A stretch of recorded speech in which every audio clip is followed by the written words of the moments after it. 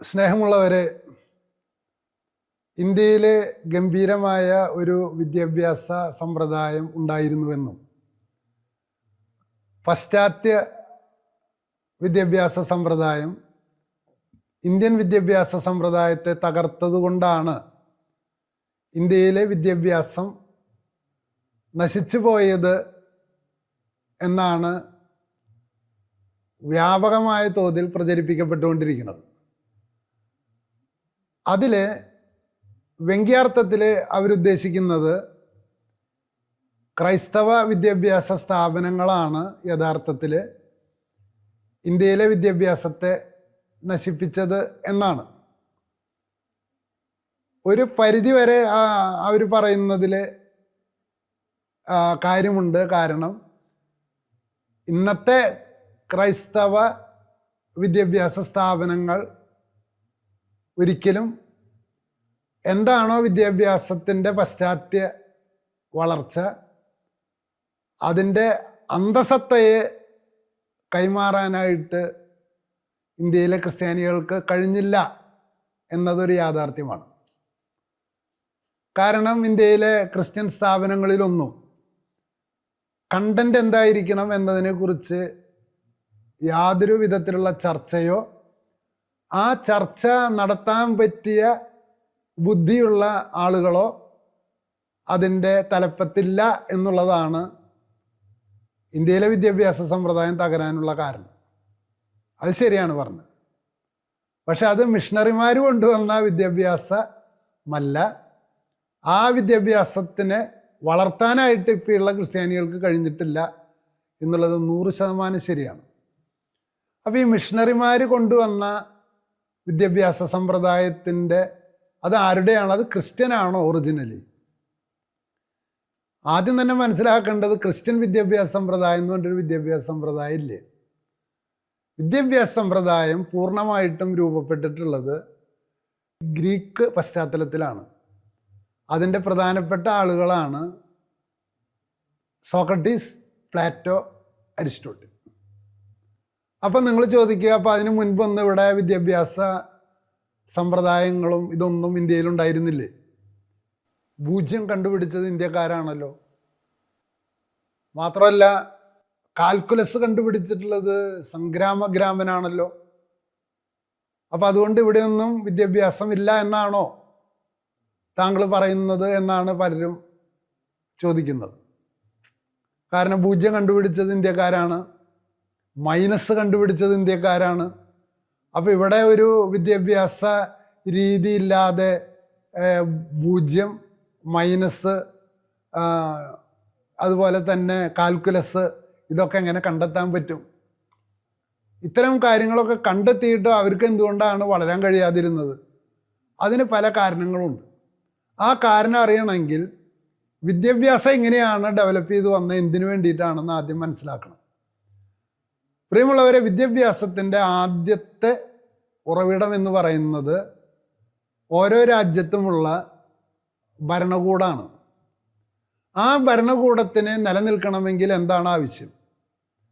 ആ ഭരണകൂടത്തിന് നിലനിൽക്കണമെങ്കിൽ ഒന്ന്, മാർഷ്യൽ ആർട്സ് അറിയണം, കായിക അഭ്യാസം പഠിപ്പിക്കണം. അതുകൊണ്ട് കായികാഭ്യാസം പഠിപ്പിക്കുക എന്നതാണ് കേരളത്തിലെ കളരിയായാലും പരശുരാമൻ്റെ കളരിയായാലും ഇനി ഷാവോലിൻ ടെമ്പിളുകളായാലും ഗ്രീസിലെ ഒളിമ്പിക്സ് ആയാലും ഒക്കെ ഒളിമ്പിയാഡ്, ഇതൊക്കെ എന്താണ്? പ്രാഥമികമായിട്ട് മാർഷ്യൽ ആർട്സാണ് ഇവരെ ഗവൺമെൻറ് പഠിപ്പിച്ചിരുന്നത്. സാധാരണ ആൾക്കാർക്ക് നാട്ടറിവ് ഇതൊക്കെയുണ്ട്. ഇനി രണ്ടാമതായിട്ട് ഗവൺമെൻറ് പഠിപ്പിച്ചിരുന്നത് മറ്റു സ്ഥലങ്ങളുമായിട്ട് കമ്മ്യൂണിക്കേഷൻ നടത്താനായിട്ടുള്ള ഭാഷ അറിയണം.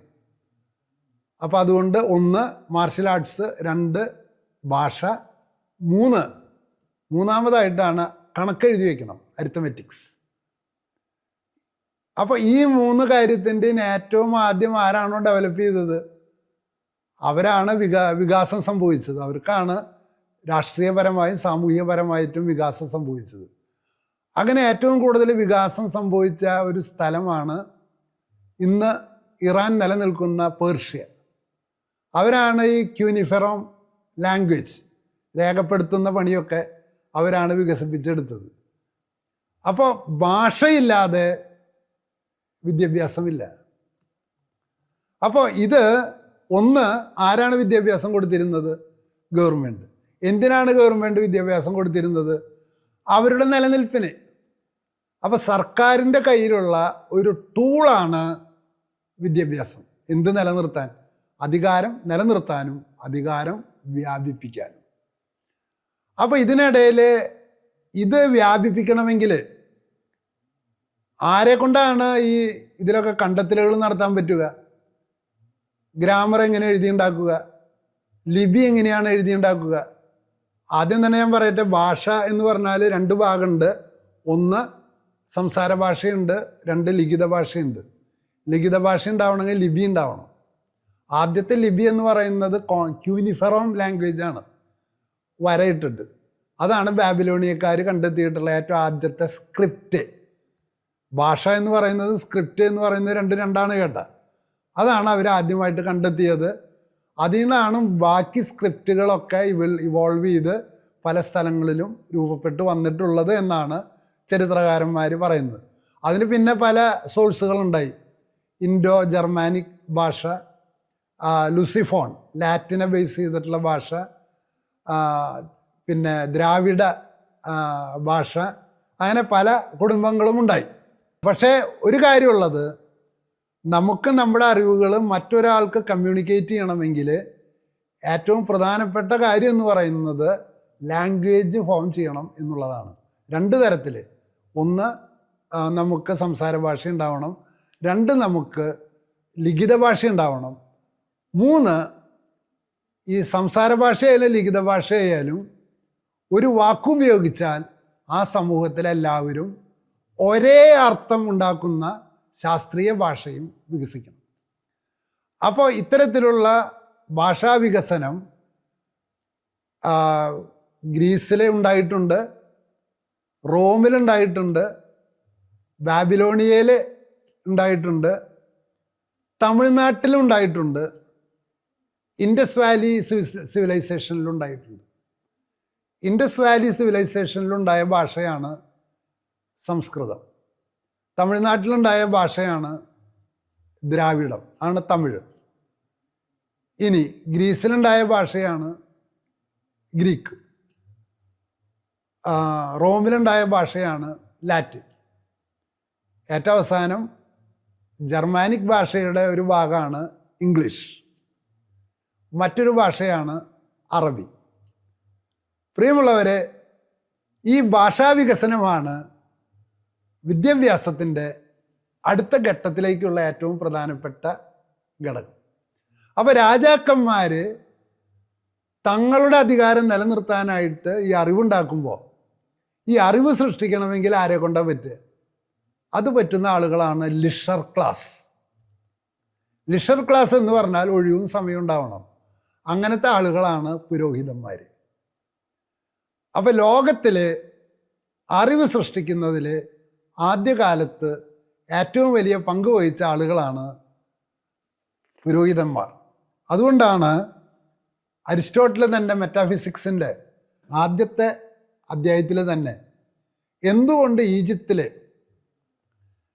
ഒരു ശാസ്ത്രം വികസിച്ചു എന്നുള്ളതിൻ്റെ കാരണം പറയുന്നത് അവിടെയുള്ള പുരോഹിതന്മാർ ലിഷർ ക്ലാസ് ആയിരുന്നു.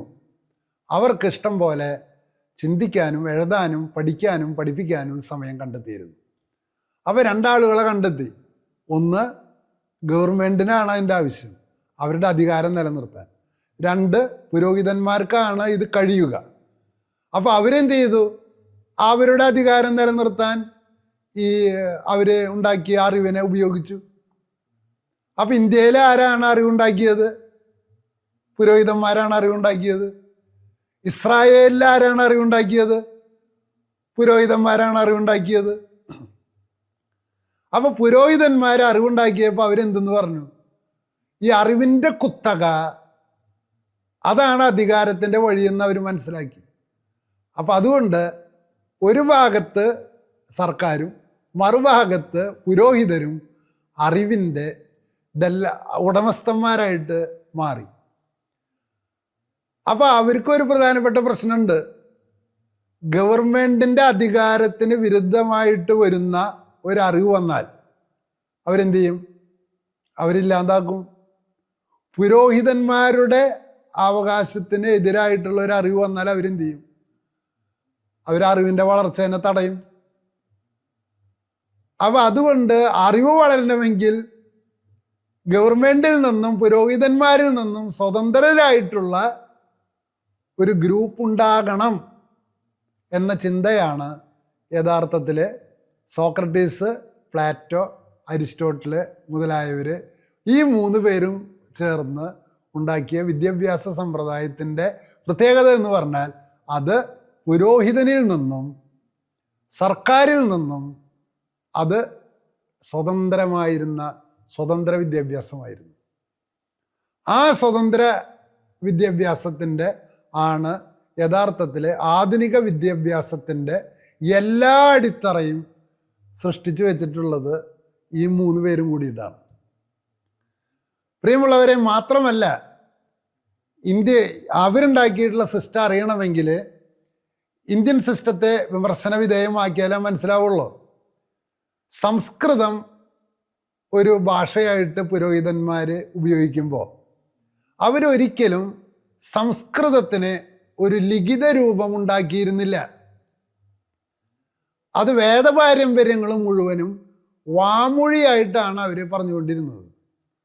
വാമൊഴിയായിട്ട് അറിവ് പകർന്നു കൊടുത്താലുള്ള പ്രശ്നം എന്താണ്?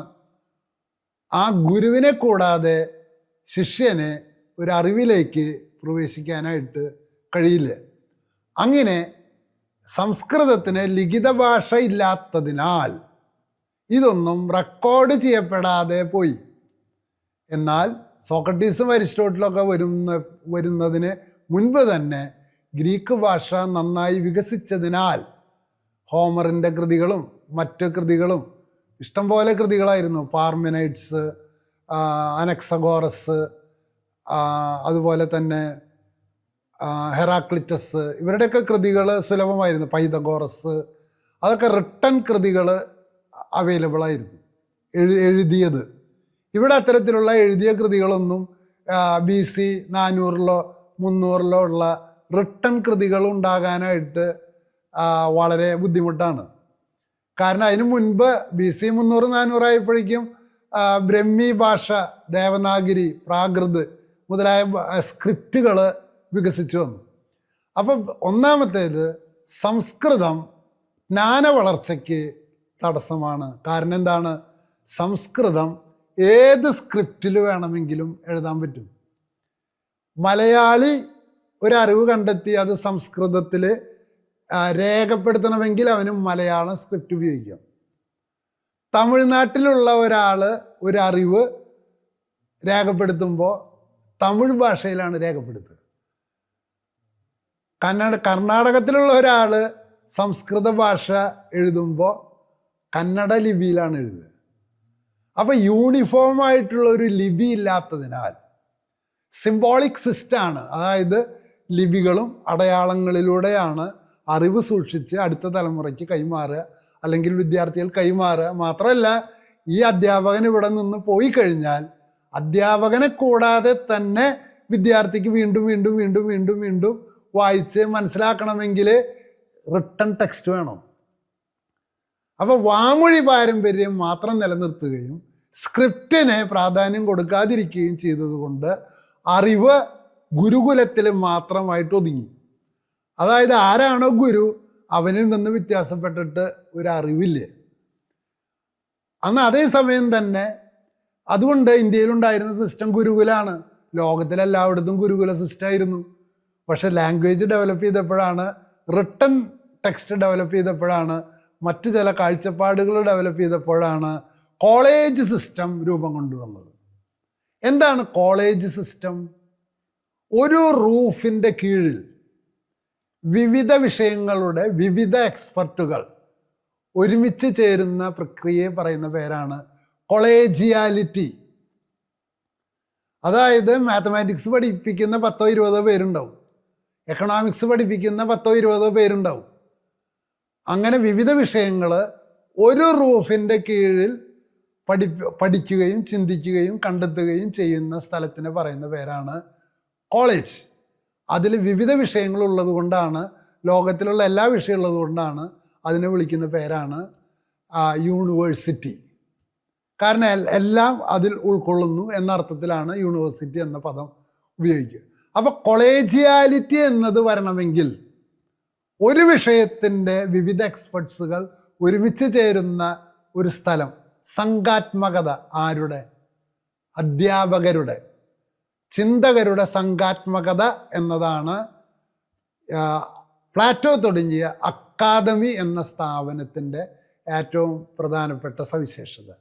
അപ്പോൾ ഗുരുകുലത്തിൽ നിന്ന് സംഘാത്മകതയിലേക്കുള്ള മാറ്റം, ഒരു ഗുരു, ഇപ്പോഴും പറഞ്ഞുകൊണ്ടിരിക്കുന്ന അതാണ് ഇന്ത്യക്കാർ, ഗുരുകുലം നല്ലതായിരുന്നു, ഗുരുകുലം നല്ലതായിരുന്നു, ലോകത്തിലെ എല്ലാ സ്ഥലത്തും ഗുരുകുലമായിരുന്നു. ആ ഗുരുകുലത്തിൽ നിന്ന് കോളേജ് എന്ന് പറയുന്ന സംവിധാനത്തിലേക്ക് മാറിയതാണ് പ്ലാറ്റോ ഉണ്ടാക്കിയ അക്കാദമി. ആ അക്കാദമിയിൽ പഠിച്ചിരുന്ന വിദ്യാർത്ഥിയാണ് അരിസ്റ്റോട്ടിൽ. ആ അരിസ്റ്റോട്ടിൽ ഉണ്ടാക്കിയ സ്ഥാപനമാണ് ലൈസിയം. ഇത് രണ്ടും കാഴ്ചപ്പാടുകളിൽ ഡിഫറൻസ് ഉണ്ട്. അതെന്താണെന്ന് നമുക്ക് പിന്നീട് മനസ്സിലാക്കാം. അപ്പോൾ ഈ ഒരു വ്യത്യാസം, പ്രിയമുള്ളവരെ, ഗുരുകുല സമ്പ്രദായത്തിൽ നിന്ന് കൊളേജിയാലിറ്റിയിലേക്ക് മാറാൻ തക്ക വിധത്തിൽ എക്സ്പെർട്സിനെ ഒരുമിച്ച് കൂട്ടാനുള്ള മനോവികാസം ഇന്ത്യയിലെ പ്രീസ്ലി ക്ലാസ്സിന് ഇല്ലാതെ പോയി. അത് ഒരു സ്ഥലത്തെ പ്രീസ്ലി ക്ലാസ് അത് അനുവദിക്കില്ല. ആ സംഘാത്മകത ഇൻഡിപെൻഡൻ്റ് ആയിട്ട് ഇവിടെ ഡെവലപ്പ് ചെയ്തില്ല എന്നുള്ളതാണ് ഇന്ത്യയുടെ വിദ്യാഭ്യാസ വളർച്ചയുടെ തടസ്സം. ആ രീതിയാണ് പിന്നീട് റോം ഏറ്റെടുത്തത്. പിന്നീട് 11ാം നൂറ്റാണ്ടിൽ റെനൈസാൻസിൻ്റെ പീരീഡിലുള്ള കാത്തലിക് ചർച്ചിനുണ്ടായ ഏറ്റവും വലിയ മാറ്റം എന്ന് പറയുന്നത് അവർ അരിസ്റ്റോട്ടിലിയൻ രീതിയിലുള്ള സംഘാത്മകത എന്ന് പറയുന്ന ആ ഐഡിയ അവർ കോളേജ് വിദ്യാഭ്യാസത്തിലേക്ക് ഡെവലപ്പ് ചെയ്ത് കൊണ്ടുവന്നു. അതിൻ്റെ ആദ്യത്തെ ഉദാഹരണമാണ് ബൊളോഞ്ഞ യൂണിവേഴ്സിറ്റി. ആ യൂണിവേഴ്സിറ്റിയാണ് അന്നു മുതൽ ഇന്നു വരെ യാതൊരു തടസ്സം കൂടാതെ, ഒരു ബ്രേക്കില്ലാതെ തുടരുന്ന ലോകത്തിലെ ഏറ്റവും പഴയ യൂണിവേഴ്സിറ്റിയാണ് ബൊളോഞ്ഞ യൂണിവേഴ്സിറ്റി. അപ്പോൾ നമുക്ക് നളന്ദ യൂണിവേഴ്സിറ്റിനെ കുറിച്ച് പറയാം. സിലബസ് എന്താണ്, ടെക്സ്റ്റ് എന്താണ്, അധ്യാപകരാരാണ്, എന്തൊക്കെയാണ് പഠിപ്പിച്ചിരുന്നത്, അതിനെക്കുറിച്ചൊന്നും യാതൊരു അറിവില്ല. അവിടെ പഠിച്ചിരുന്നവരാരാണ്, യാതൊരു കണ്ടിന്യൂറ്റി ഇല്ലേ. അപ്പോൾ ഇതാണ് പിന്നീട് 12ാം നൂറ്റാണ്ടാവും, 13ാം നൂറ്റാണ്ടാവുമ്പോഴേക്കും Oxford university, Cambridge university, Salamanca university, ഇങ്ങനെ നൂറുകണക്കിന് യൂണിവേഴ്സിറ്റികളാണ് യൂറോപ്പിൽ ആരംഭിച്ചത്. അത് കത്തോലിക്ക സഭയാണ് തുടങ്ങിയത് എങ്കിലും അതിൻ്റെ അടിസ്ഥാന ഐഡിയ മുഴുവനും പ്ലാറ്റോയുടെ അരിസ്റ്റോട്ടലിൻ്റെയാണ്. അതിന് ക്രിസ്തു മതവുമായിട്ട് യാതൊരു ബന്ധവുമില്ല. അപ്പം അപ്പം അവർ മനസ്സിലാക്കി എന്തെന്ന്. അപ്പോൾ ഒന്നാമത്തെ പ്രശ്നം, ഇന്ത്യയിൽ ലിഖിത ഭാഷ സംസ്കൃതം ഒരു ഏകലിഖിത ഭാഷ ഉപയോഗിക്കാത്തത് കൊണ്ട് സംസ്കൃതം അറിവ് രേഖപ്പെടുത്താനോ തലമുറകൾക്ക് കൈമാറാനോ ഉള്ള ഒരു സാർവത്രിക ഉപകരണമായി ഉപയോഗിക്കപ്പെട്ടില്ല എന്നുള്ളതാണ് ഇന്ത്യയുടെ അറിവിൻ്റെ വികാസത്തിലുണ്ടായ ഒന്നാമത്തെ പ്രശ്നം. രണ്ടാമത്തെ പ്രശ്നം, ഇന്ത്യയിൽ ഇപ്പോഴും ഗുരുകുല വിദ്യാഭ്യാസം, ഒരു അധ്യാപകൻ, ഏക അധ്യാപകൻ, അതായത് ഒന്നില്ലെങ്കിൽ ദ്രോണാചാര്യരുടെ കീഴിലുള്ള കളരി, അല്ലെങ്കിൽ പരശുരാമൻ്റെ കീഴിലുള്ള കളരി. ദ്രോണാചാര്യനും പരശുരാമനും ഒരുമിച്ച് വരില്ലേ?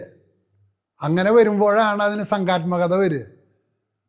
അപ്പോൾ അപ്പോൾ ഇവിടെ അറിവുള്ളവരുണ്ട്. സംഘാത്മകത വരുമ്പോഴാണ് അറിവിന് വികാസം ഉണ്ടാവുക.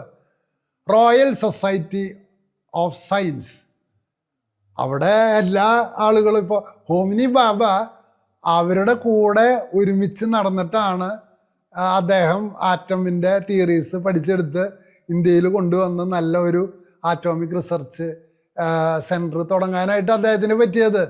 അല്ലാണ്ട് ഒറ്റയ്ക്ക് പറ്റില്ല ആൾക്ക്. അപ്പം ഇവിടെ ഇപ്പോഴും ഗുരുകുലം എന്ന് വെച്ചാൽ ഏകാധ്യാപകൻ, വേറെ അധ്യാപകരാരും ഇല്ലേ. മറ്റേത് സംഘാത്മകത.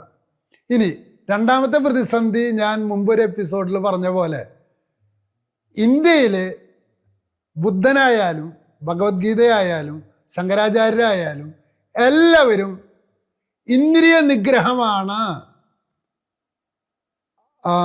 യഥാർത്ഥ അറിവിലേക്കുള്ള വഴി എന്നാണ് പറയുന്നത്. പക്ഷെ ശാസ്ത്രം വളരുന്നത് ഇന്ദ്രിയങ്ങൾ തുറന്നിട്ടാണ്.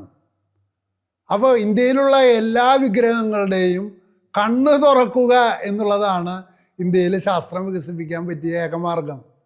അതിനെല്ലാവരും കണ്ണടച്ചിരിക്കുകയാണ്. കാരണം അവരുടെ പേടി എന്താണെന്ന് വെച്ചാൽ, കണ്ണ് തുറന്നാൽ നമ്മൾ ഇപ്പോൾ ഒരു പൈസ കാണുന്നു, പൈസയുടെ പിന്നാലെ പോകുന്നു, അധികാരത്തിൻ്റെ പിന്നാലെ പോകുന്നു. അപ്പോൾ അതുകൊണ്ട് ഇന്ദ്രിയങ്ങൾ നിഗ്രഹിക്കാനാണ് ഇന്ത്യക്കാർ മുഴുവൻ പറഞ്ഞുകൊണ്ടിരിക്കുന്നത്.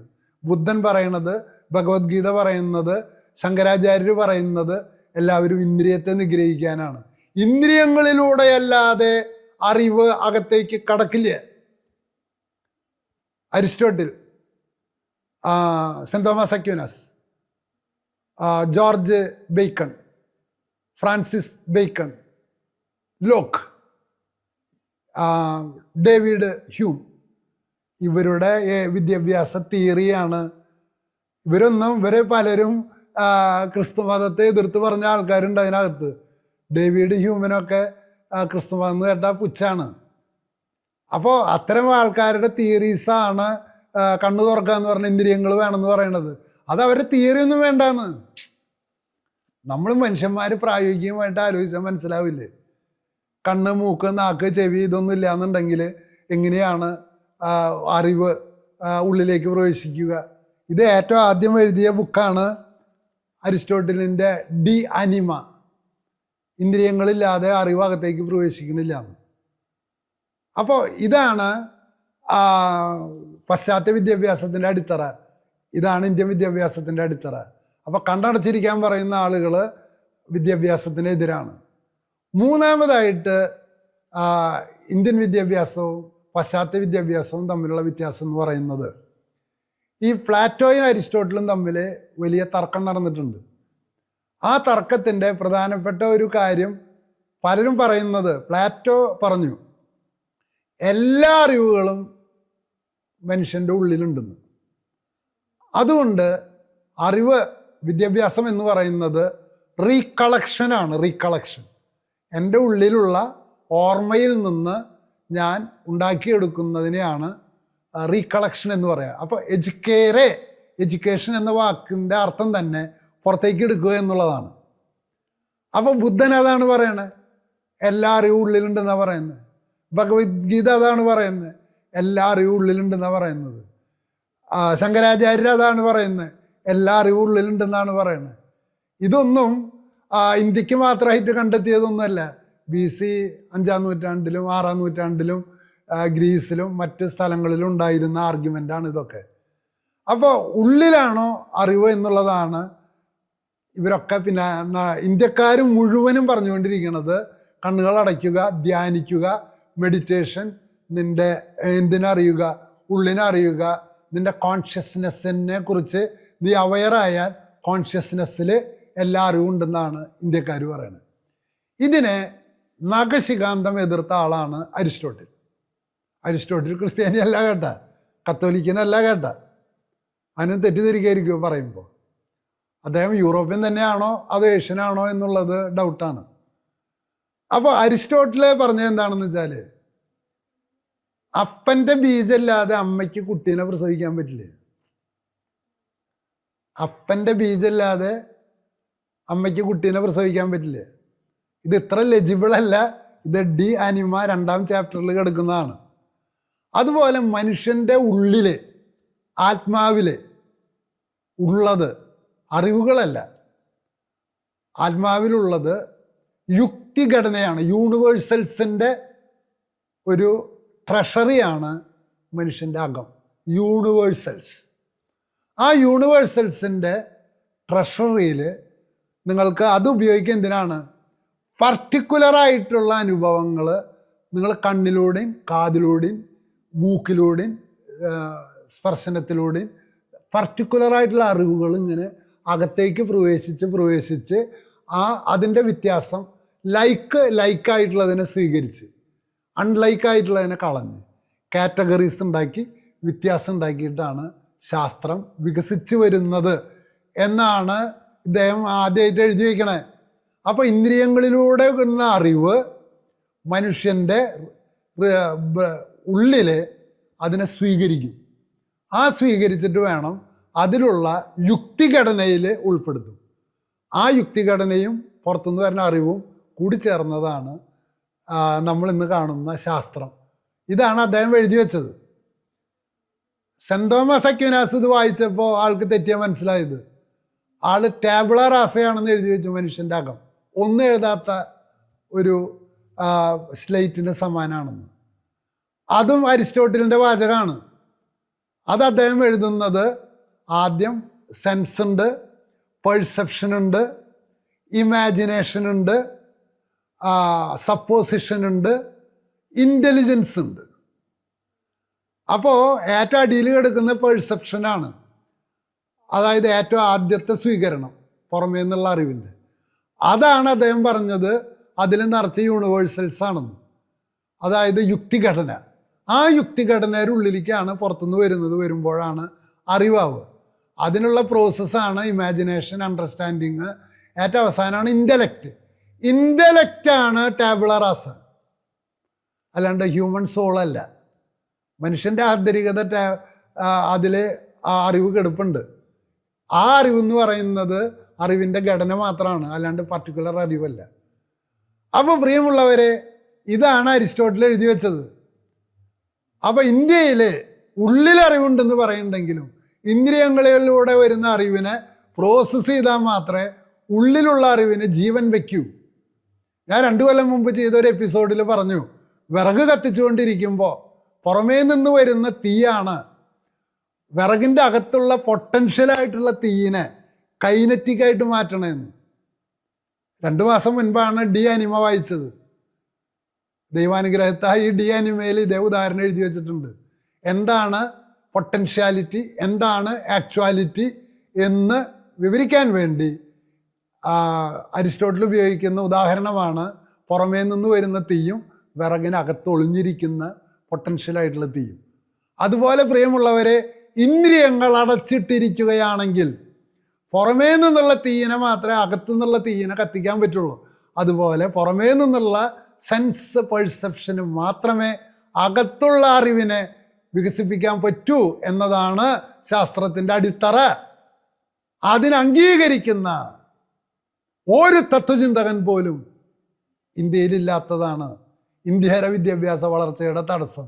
അതിന് മിഷനറിമാരോട് കൊഞ്ഞനം കുത്തിയിട്ട് യാതൊരു കാര്യമില്ല. അതിൽ തന്നെ ഏറ്റവും അടിസ്ഥാനം ഇരിക്കുന്നത് ഭാഷയിലാണ്. കാരണം ഒരു മനുഷ്യന് സ്വാഭാവികമായിട്ട് വളരാനുള്ള ഏറ്റവും പ്രധാനപ്പെട്ട സാധ്യത ഭാഷയുടെ ഘടനയാണ്. ഭാഷയുടെ ഘടനയെ, അതിൻ്റെ യൂണിവേഴ്സാലിറ്റീനെ പറയുന്ന പേരാണ് ഗ്രാമർ. അപ്പം ഗ്രാമറിൻ്റെ പഠനമാണ് ഭാഷയുടെ സ്വായത്തമാക്കുക. ഭാഷേനെ സ്വായത്തമാക്കിയാലാണ് മറ്റു ശാസ്ത്രങ്ങളിലെ ഘടനയെ മനസ്സിലാക്കാൻ പറ്റുക. അതുകൊണ്ട് പാശ്ചാത്യ വിദ്യാഭ്യാസത്തിൻ്റെ ഏറ്റവും വലിയ അടിത്തറ എന്ന് പറഞ്ഞാൽ ഗ്രാമറും ഭാഷയും പഠിപ്പിക്കുക എന്നുള്ളതാണ്. അതേത് ഭാഷയാണ് ഒരു മനുഷ്യന് ഏറ്റവും നന്നായി സ്യൂട്ടബിൾ ആവുക, അത് അവർ തിരിച്ചറിഞ്ഞെന്തെന്ന് മാതൃഭാഷയാണ് ഒരു മനുഷ്യന് പഠിക്കാൻ ഏറ്റവും നല്ലത്. അതുകൊണ്ട് മാതൃഭാഷയുടെ ഗ്രാമർ സ്വായത്തമാക്കിയ ഒരുവന് ലോകത്തിലെ ഏത് ഭാഷയുടെ ഗ്രാമറും ഭാഷയും മാത്രമല്ല ശാസ്ത്രീയ സത്യങ്ങളും വെള്ളം പോലെ മനസ്സിലാവും. അതാണ് അവരുടെ വിദ്യാഭ്യാസ സമ്പ്രദായത്തിൽ. ഇന്ത്യ അത് തന്നെയാണ് എഴുതി വെച്ചിട്ടുള്ളത് കേട്ടോ. ആധുനിക വിദ്യാഭ്യാസ സമ്പ്രദായത്തിൽ റീഡിങ്, റൈറ്റിംഗ്, അരിത്തമെറ്റിക്, അതായത് വായിക്കുക, എഴുതുക. ഗ്രാമറാണ് അടിസ്ഥാനപരമായ കാര്യം. പക്ഷേ പ്രിയമുള്ളവരെ, ഇന്ത്യൻ തത്വചിന്ത അതിനെ നഖശിഖാന്തം എതിർക്കുകയാണ്. എന്താ കാരണം? ഇന്ത്യൻ തത്വചിന്തയിൽ ഞാൻ നിങ്ങൾക്കൊരു പാട്ട് കേൾപ്പിച്ചു തരാം. ആ പാട്ട് ഏതാണെന്ന് വെച്ചാൽ ഭജഗോവിന്ദം. ഭജഗോവിന്ദം എന്ന് പറഞ്ഞാൽ ശങ്കരാചാര്യരുടെ ഏറ്റവും അടിസ്ഥാനപരമായതും ഇന്ത്യൻ സംസ്കൃതിയെ നിലനിർത്തുന്നതുമായ ഒരു ഗാനമാണ് ഭജഗോവിന്ദം. ആത്മാവേ ഗോവിന്ദനെ ഭജിക്കൂ, ആത്മാവേ ഗോവിന്ദനെ ഭജിക്കൂ, ആത്മാവേ ഗോവിന്ദനെ ഭജിക്കൂ. മൂഢാത്മാവേ, ഗ്രാമർ പഠിച്ചിട്ട് 5 പൈസയ്ക്ക് കാര്യമില്ല നിനക്ക്. ഗ്രാമർ പഠിച്ചിട്ട് നിനക്ക് 5 പൈസയ്ക്ക് കാര്യമില്ലേ? പ്രിയമുള്ളവരെ, ഇന്ത്യയിലെ ബഹുമുഖ പ്രതിഭകളാണെന്ന് 1800-ന് 2025 ഇടയിൽ ആരെങ്കിലും പറഞ്ഞിട്ടുണ്ടെങ്കിൽ അവർക്ക് തത്വചിന്തയില്ല, ശാസ്ത്രമില്ല, ഒരു മണ്ണാങ്കട്ടയില്ല. ശാസ്ത്രമുള്ളവരുണ്ട്. അവരിൽ ഭൂരിഭാഗം പേരും വിജയിച്ചിട്ടുള്ളത് അവർക്ക് ഭാഷ നന്നായി കൈകാര്യം ചെയ്യാൻ അറിയും എന്ന ഒറ്റ കാരണത്താലാണ്. ജോൺ മത്തായി സെൻട്രലാണ് ഞാൻ പഠിച്ചത്. അദ്ദേഹം വലിയ ആളാണ്. അദ്ദേഹത്തിന് നന്നായിട്ട് ബെസ്റ്റ് ഇംഗ്ലീഷിൽ എഴുതാനും വായിക്കാനും അറിയാം. ആ ഗ്രാമർ ആൾ പഠിച്ചു. കേരളത്തിൽ എന്ത് ചെയ്തു? ഇവിടുത്തെ പല വിദ്യാഭ്യാസ മന്ത്രിമാരെയും നല്ല ഭംഗിയുള്ളവരാണ്. കല്യാണക്കുടിക്കൊക്കെ കൊണ്ടുപോകാം. എന്നെ ഒന്നും കൊണ്ടുപോകാൻ പറ്റില്ല. എന്നോട് എറണാകുളത്തെ ഒരച്ഛൻ പറഞ്ഞത്, സാന്ന് പറയുമ്പോൾ തുപ്പലം തെറിക്കാതെ പറയാൻ പറ്റാത്ത ആളല്ലേ ഫ്രാൻസിസ് എന്നാണ് ആ അച്ഛൻ എഴുതിയത്. വേറെ തൃശ്ശൂർ രൂപതയിലൊരു അച്ഛൻ പറഞ്ഞതൊന്ന്, നിങ്ങൾ പല പ്രാവശ്യം കുരയ്ക്കുന്ന കേട്ടിട്ടുണ്ടല്ലോ എന്നാണ്. അത് ശരിയാണ്, കല്യാണക്കുടിക്ക് കൊണ്ടുപോകാൻ പറ്റില്ല എന്നെ. പക്ഷേ കല്യാണക്കുടിക്ക് കൊണ്ടുപോകാവുന്ന തരത്തിലുള്ള വിദ്യാഭ്യാസ മന്ത്രിമാരൊക്കെ കൂടി കേരളത്തിൽ ചെയ്തു വെച്ചത് മലയാളം ഗ്രാമർ അത് പഠിപ്പിക്കാൻ തുടങ്ങിയത് ഹെർമൻ ഗുണ്ടർട്ടാണ്. അതിനെ തകർത്ത് കളഞ്ഞുകൂടിയുള്ളവർ. മലയാളത്തിലെ വിദ്യാർത്ഥികൾക്ക് അക്ഷരാഭ്യാസമോ ഭാഷയെ തകർത്ത് കളഞ്ഞു. എന്നിട്ട് മൈക്കിൾ തരകനെ പോലെയുള്ള സഖാക്കൾ വിലപിക്കുകയാണ്, ക്രിസ്ത്യാനികളുടെ സ്ഥാപനങ്ങൾക്ക് സ്റ്റാൻഡേർഡ് ഇല്ലാത്തത് കൊണ്ടാണ് ഇവിടെ വിദ്യാഭ്യാസം തകർന്നു പോയതെന്ന്. ആരായിരുന്നു വിദ്യാഭ്യാസ മന്ത്രിമാരാരാണ്? ഒക്കെ പാർട്ടിയുടെ ആൾക്കാരാണ് കുറേ വർഷങ്ങളായിട്ട്. അദ്ദേഹം എന്താണ് ചെയ്തത്? ഈ ഗ്രാമർ ഇവിടെ നിന്നില്ലാത്തതാണ് ഇവിടുത്തെ ശാസ്ത്രം പോലും നശിക്കാനുള്ള കാരണമെന്ന ആൾക്ക് തിരിച്ചറിഞ്ഞു. ഇല്ല, അവരൊക്കെ ഉള്ളിൻ്റെ ഉള്ളിൽ സംഘപരിവാറിൻ്റെ ആശയം ചുമക്കുന്ന ആളുകളാണ്. ഗ്രാമറോടെ പഠിപ്പിച്ചതാണ് ഏറ്റവും വലിയ തെറ്റ്. പ്രിയമുള്ളവരെ, യൂറോപ്പിൻ്റെ വികസനത്തിൻ്റെ കാരണം എന്താണ്? ലാറ്റിൻ കത്തോലിക്ക സഭയുടെ ഭാഷയാണ്. അതൊരു കൊളോണിയൽ ഭാഷയാണ്. ആ ഭാഷയെ തട്ടിത്തെറിപ്പിച്ച് പോർച്ചുഗീസുകാർ പോർച്ചുഗീസ് ഭാഷയും, സ്പെയിൻകാർ സ്പാനിഷ് ഭാഷയും, ബ്രിട്ടീഷുകാർ ഇംഗ്ലീഷ് ഭാഷയും, ജർമ്മൻകാർ ജർമ്മൻ ഭാഷയും വികസിപ്പിച്ചെടുത്തു. അതിനാരാണ് നേതൃത്വം കൊടുത്തത്? ദാന്തെ അലിഗരിയാണ്. അദ്ദേഹമാണ് ലാറ്റിൻ ഭാഷയിൽ എഴുതാതെ ഇറ്റാലിയൻ ഭാഷയിൽ കൃതി എഴുതി മാതൃഭാഷയെ വലുതാക്കി കൊണ്ടുവന്ന ആള്. ഈ പ്രക്രിയ ഇന്ത്യയിൽ നടത്തില്ല. ഇന്നും ഇന്ത്യയിലെ നേതാക്കന്മാർ പറയുന്നത് എന്താ? സംസ്കൃതം വേണം. പ്രാദേശിക ഭാഷയിലാണ് ഒരുവനെ തനതായത് ചിന്തിക്കാൻ പറ്റുള്ളൂ. പ്രാദേശിക ഗ്രാമറെ അവനെ ഏറ്റവും എളുപ്പത്തിൽ പഠിക്കാൻ പറ്റുള്ളൂ. ആ ഗ്രാമർ സ്വായത്തമാക്കുന്നതിലൂടെയാണ് അവൻ അവൻ്റെ ആന്തരികതയിലെ യുക്തിഘടനയ്ക്ക് ജീവൻ കൊടുക്കുക. അപ്പൻ്റെ ബീജം അമ്മയുടെ അന്തത്തിന് ജീവനും കൊടുക്കുന്ന പോലെ ഇന്ദ്രിയങ്ങളിലെ അറിവുകൾ അകത്തെ യുക്തിഘടനയ്ക്ക് ജീവൻ കൊടുക്കുന്നത് പോലെ 1 വയസ്സും 2 വയസ്സും 3 വയസ്സുള്ളപ്പോൾ ഏറ്റവും അകത്തേക്ക് വരുന്ന ബീജമാണ് ഭാഷ. ആ ഭാഷയുടെ യുക്തിഘടനയാണ് ഗ്രാമർ. ഈ ഗ്രാമർ ഇന്ത്യയിൽ വികസിപ്പിക്കാൻ ശ്രമിച്ചത് മുഴുവൻ വിദേശ മിഷണറിമാരാണ്. അതായത് കോൺസ്റ്റാന്റിനോ ബെസ്റ്റി, അദ്ദേഹം ഒരു മിഷണറിയാണ്. അദ്ദേഹമാണ് തമിഴ് ഭാഷയുടെ ആധുനികവൽക്കരിക്കപ്പെട്ട രീതി ഉണ്ടാക്കിയത്. അതുകൊണ്ട് തമിഴ് ഭാഷയുടെ പിതാവായിട്ട് അറിയപ്പെടുന്ന അദ്ദേഹമാണ് കോൺസ്റ്റാന്റിനോ ബെസ്റ്റി. കേരളത്തിൽ അത് ചെയ്തെടുത്തത് അർണോസ് പാദ്രിയുടെ ശ്രമങ്ങൾ അത്ര ഫ്രീ ആണെന്ന് പറയാൻ പറ്റില്ല. പക്ഷേ ഹെർമൻ ഗുണ്ടർട്ടാണ് മലയാളത്തിൽ നിന്ന് ഇംഗ്ലീഷിലേക്ക് ഒരു ഡിക്ഷണറി ഉണ്ടാക്കിയതും ഗ്രാമർ പുസ്തകം ഉണ്ടാക്കിയതും ജനങ്ങൾക്ക് വായിച്ചാൽ മനസ്സിലാക്കാവുന്ന മലയാളം ടെക്സ്റ്റുകൾ ഉണ്ടാക്കിയതും. അപ്പോൾ പ്രിയമുള്ളവരെ, ഇത്തരത്തിൽ മാതൃഭാഷയിൽ വായിക്കാനും എഴുതാനും പറ്റിയപ്പോഴാണ് മനുഷ്യൻ്റെ ചിന്ത വളർന്നത്. അങ്ങനെയാണ് സ്വാതന്ത്ര്യ സമരം ഉണ്ടായത്. അല്ലെങ്കിൽ അല്ലാതെ ബ്രിട്ടീഷുകാരുടെ ഇംഗ്ലീഷ് പുസ്തകം വായിച്ചിട്ട് കുറച്ച് ബുദ്ധിജീവികൾ ഉണ്ടായി എന്നതല്ലാതെ അവരെ മുകളിൽ കിടന്ന് പറഞ്ഞുകൊണ്ടൊന്നും സ്വാതന്ത്ര്യ സമരം ഉണ്ടാവില്ല. സ്വാതന്ത്ര്യ സമരം ശക്തി പ്രാപിച്ചത് പ്രാദേശിക ഭാഷകളിൽ ലേഖനങ്ങളും എഴുത്തുകളും വായനകളും കവിതകളും കഥകളും ഇതൊക്കെ പ്രചരിപ്പിച്ചപ്പോഴാണ്. അത് രൂപപ്പെടുത്തിയെടുത്തത് ആരാണോ പ്രാദേശിക ഭാഷേനെ വികസിപ്പിച്ചത് അവരാണ് ഈ രാജ്യത്തെ നശിപ്പിച്ചത് എന്നാണ് സംഘപരിവാർ പറയുന്നത്. നേരെ ഓപ്പോസിറ്റാണ്.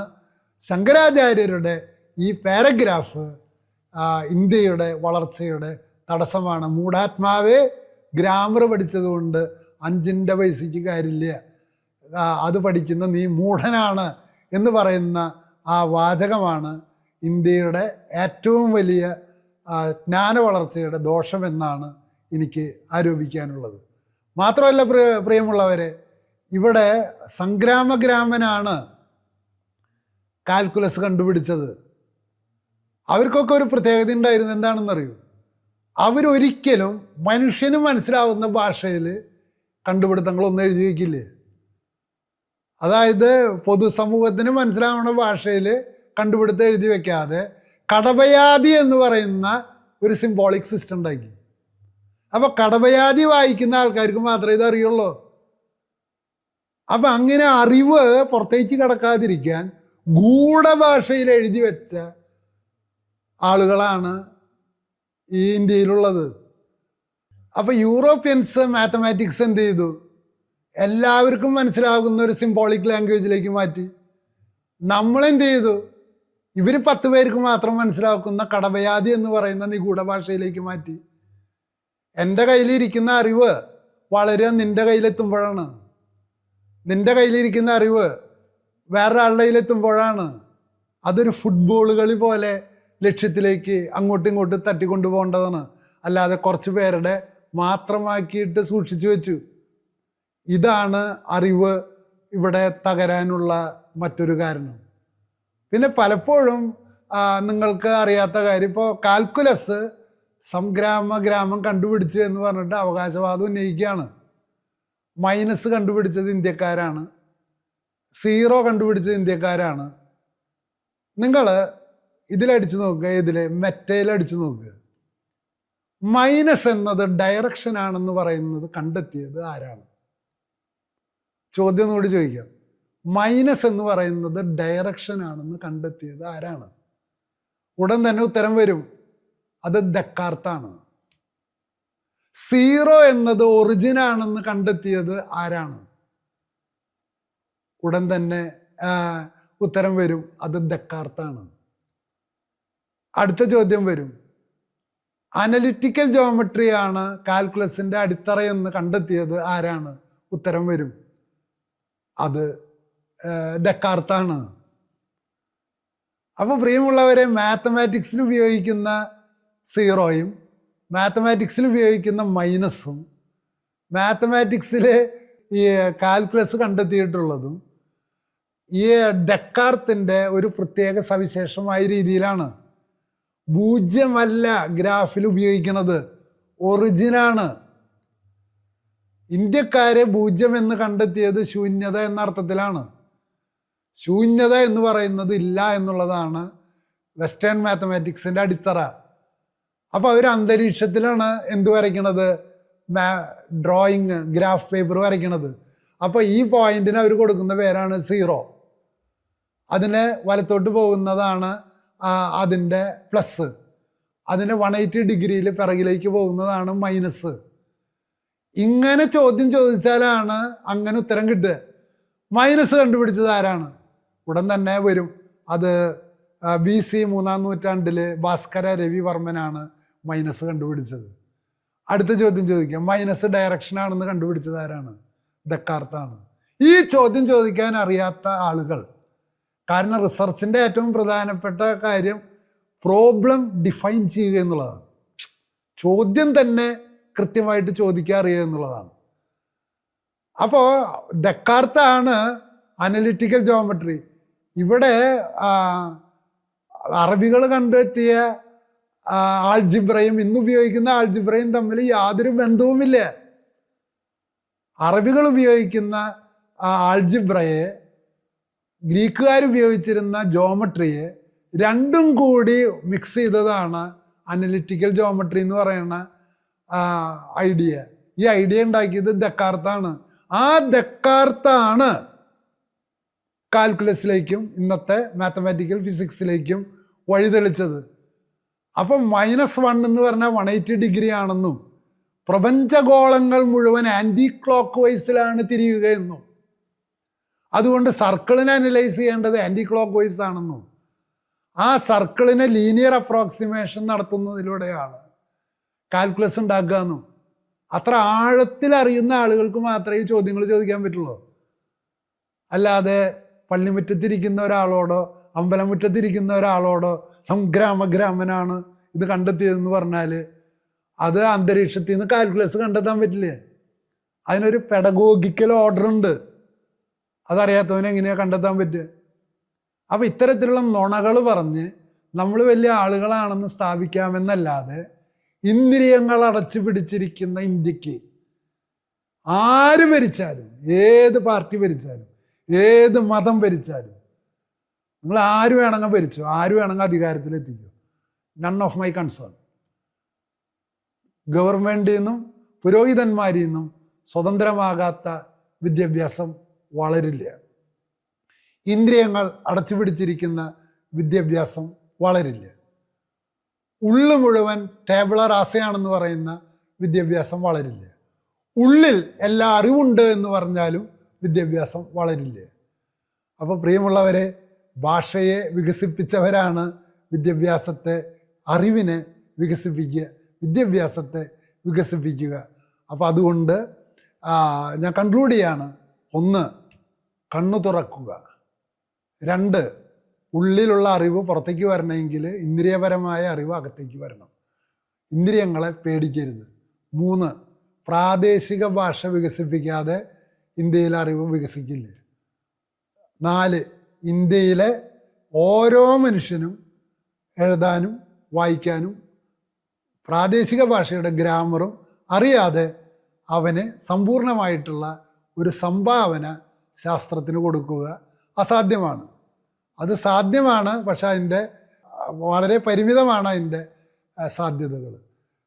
മാത്രമല്ല, സംഘാത്മകതയിലാണ് അറിവ് വളരുക. അല്ലാണ്ട് ഒറ്റയ്ക്ക് ദൈവങ്ങളായിട്ട് ഇരിക്കുന്ന ഒരു സ്ഥലത്തും അറിവ് വളരില്ല. ഇതാണ് ഇന്ത്യയുടെ പരാജയമായിരുന്നത്. ഈ പരാജയമാണ് ഗ്രീസിൽ ഒറിജിനേറ്റ് ചെയ്യുകയും ക്രിസ്ത്യൻ യൂറോപ്പിലൂടെ ഇന്ത്യയിലേക്ക് കടന്നു വരികയും ചെയ്ത മിഷണറി വിദ്യാഭ്യാസം. അതിൽ ക്രിസ്തുമതത്തിൻ്റെ യാതൊന്നുമില്ല. അത് മുഴുവനും സെക്കുലർ ഇൻഡിപെൻഡൻ്റ് ആയിട്ടുള്ള വിദ്യാഭ്യാസ രീതിയാണ്, മനുഷ്യ സ്വഭാവമാണ്. അതിനെ അംഗീകരിക്കാതെ ഇന്ത്യക്ക് പുരോഗതിയിലുണ്ടാവില്ല എന്നുകൂടി പറഞ്ഞുകൊണ്ട് നിർത്തുന്നു. നന്ദി, നമസ്കാരം.